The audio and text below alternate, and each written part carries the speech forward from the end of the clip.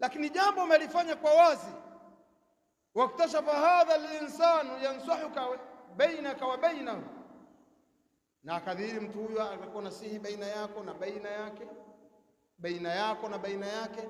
Ilikuwa ni jambo liko namna hiyo kama ungefanya gizani, lakini jambo haliko namna hiyo.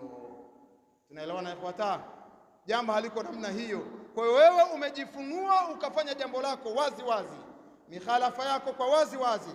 Amma wa anta tanshuru aqwalaka wa af'alaka fil alam, unaeneza maneno yako na vitendo vyako ulimwenguni. Thumma ya'ti muslimun wa yanshur, yani yaruddu alayk, kisha anakuja mtu anaeneza anaradi juu yako. Hadha laysa fihi shay, huyu hana kosa lolote hapo, hakuna shida. Mukhalafa umeufanya waziwazi, umetangaza jambo limeenea, picha zimechukuliwa, video zimetoa, vinasa sauti vimenasa, watu wamekukosoa, wamekuradi, unalalamika. Anasema utruku hadhihi at-ta'lilat min kathirin min ahli al-ba'd, lakini jambo umelifanya kwa wazi.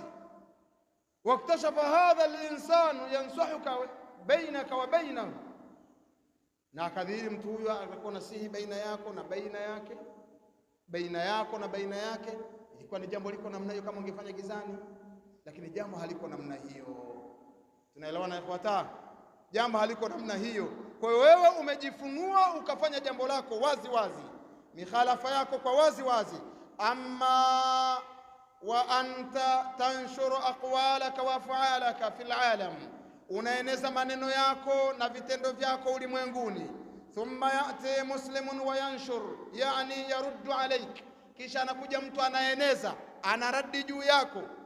Hadha laysa fihi shay, huyu hana kosa lolote hapo, hakuna shida. Mukhalafa umeufanya waziwazi, umetangaza jambo limeenea,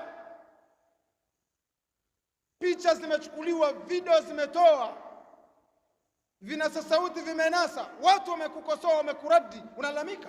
Anasema utruku hadhihi at-ta'lilat min kathirin min ahli al-ba'd.